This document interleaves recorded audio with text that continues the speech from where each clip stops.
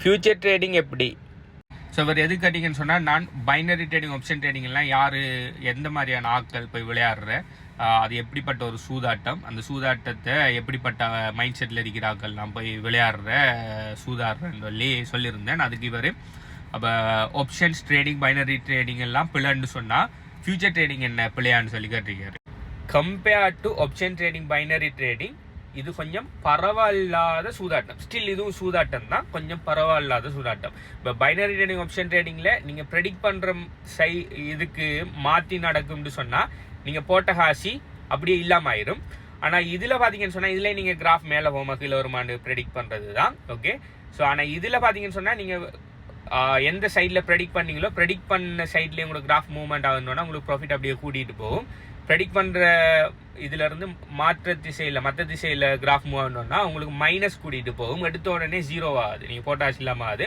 இந்த மைனஸ் கூட்டிகிட்டு போகிறத அந்த மைனஸை கவர் பண்ணுற அளவுக்கு உங்களுக்கு இங்கே எடிஷனல் ஃபண்டை ஃபீட் பண்ணாட்டி அந்த லிக்விடேஷன் பாயிண்ட்டுக்கு வந்தீங்கன்னு சொன்னால் மட்டும்தான் உங்களுக்கு இதில் எல்லா ஃபண்டையுமே லொஸ்ட் ஆகி இழக்கிறதுக்கு சான்ஸ் இருக்கு. ஆனால் பைனரி ஆப்ஷன்ஸ் ட்ரேடிங்கில் நீங்கள் மாற்றி ப்ரெடிக்ட் பண்ணிங்கன்னா அந்த 30 செகண்டுக்குள்ளே உங்களோட கதை முடிஞ்சு. ஓகே. ஆனால் இதில் பார்த்தீங்கன்னு சொன்னால் இதுவும் சூதாட்டம் தான், இருந்தாலும் ஒன் ஷாட்டில் லிக்விடேட் ஆகாது. அந்த மாற்றி ப்ரெடிக்டை அப்படியே போய் உங்களோட அக்கௌண்ட் பேலன்ஸை விட பெருசாகினா தான் நீங்கள் உங்களோட அக்கௌண்ட் இதாகும், ப்ளோன் அப் ஆகி இதாகிடும், லிக்விடேட் ஆகுவீங்க. அதாவது உங்களோட அக்கௌண்ட் ஜீரோக்கு வரும். ஓகே. ஸோ ஸ்டில் சூதாட்டம் தான். ஓகே. எல்லாம் சூதாட்டம் தான். ஓகே. கெம்பிளிங் தான், எல்லா வேலையும் கெம்பிளிங் தான். ஆனால் பைனரி ஆப்ஷன்ஸ் ட்ரேடிங்கை விட இது கொஞ்சம் பரவாயில்லாத கேம்பிளிங். ஆனால் இதுவும் கேம்பிளிங். ஓகே. அநேகமாக அந்த ஃபியூச்சர்ஸ் ட்ரேடிங் செய்ய போகிறாக்கள் எல்லாம் எங்களுக்கு ஸ்பாட் ட்ரேடிங் பண்ணுறதுக்கு பெரிய அளவில் இன்வெஸ்ட்மெண்ட் இல்லை. ஸ்பாட் ட்ரேடிங் செய்கிறேன்டா, ஸ்பாட் ட்ரேடிங்னா ரியல் ட்ரேடிங். ஒரு கோயினை ரியலாக வாங்கி ரியலாக விலை கூடி நான் விற்கிறேன், விலை குறைஞ்சா ஸ்டாப் லாஸ் போடுற பிளட் சேவ் பண்ணுற ரியலாக செய்கிற விஷயம் தான் ஸ்பாட் ட்ரேடிங். எங்களுக்கு ஸ்பாட் ட்ரேடிங் செய்கிறது பெரிய அளவில் பணம் இல்லை. நாங்கள் $10 ஒரு கோயினை வாங்கி அது ஒரு 10% போனால் தான் எங்களுக்கு ஜஸ்ட் $1 ப்ராஃபிட் கிடைக்கும்.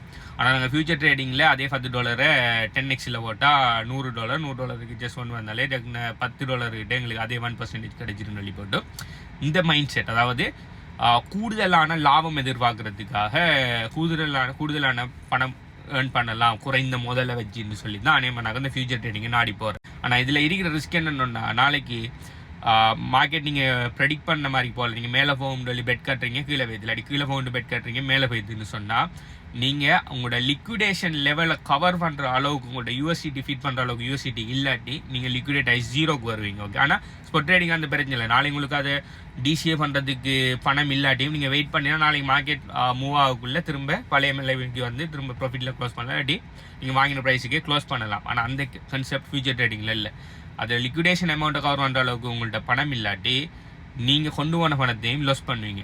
அப்போ இதில் ஃபியூச்சர் ட்ரேடிங்கில் அப்போ யார் உண்மையாக வின் பண்ணுறேன்னா 1% நான் வின் பண்ணுறேன், அது யாருன்னா அவனுக்கு லிக்விடேஷனை கவர் பண்ணுறதுக்கு அவனுக்கு எக்ஸ்ட்ரா பணம் இருக்குது. இப்போ நீங்கள் ஃபியூச்சர் ட்ரேடிங்க்கு போகிறீங்க என்ன காரணத்துக்காகனா ஸ்பாட் ட்ரேடிங் இன்வெஸ்ட் பண்ணுறது பெருசாக பணம் இல்லைன்னு சொல்லி உங்கள்கிட்ட பணம் இல்லைங்கிற காரணத்துக்காக தான் ஃபியூச்சர் ட்ரேடிங் போகிறீங்க. அப்போ ஃபியூச்சர் ட்ரேடிங் பணம் இல்லாமல் நீங்கள் போனால் அந்த லிக்விடேஷன் லெவலை அந்த இது மர்ச் பண்ணுறதுக்கு உங்களுக்கு ஃபண்ட் இல்லாட்டி நீங்கள் சொல்கிற லாஸ்ட் ஆகுவீங்க. ஸ்பாட் ட்ரேடிங் செஞ்சீங்கன்னா அட்லீஸ்ட் நீங்கள் வாங்கின உங்கள்கிட்ட இருக்கும். ஃபியூச்சர் ட்ரேடிங் இருந்தால் நீங்கள் ரியல் காயின் வாங்குறதுல பெட் கட்டுறீங்க. ஸோ அதில் நீங்கள் நடுத்தருவு தான் வருவீங்க. Okay. So future trading millionaires உங்களோட கருத்துக்களுக்கு கீழே தெரிவிங்க. ஓகே.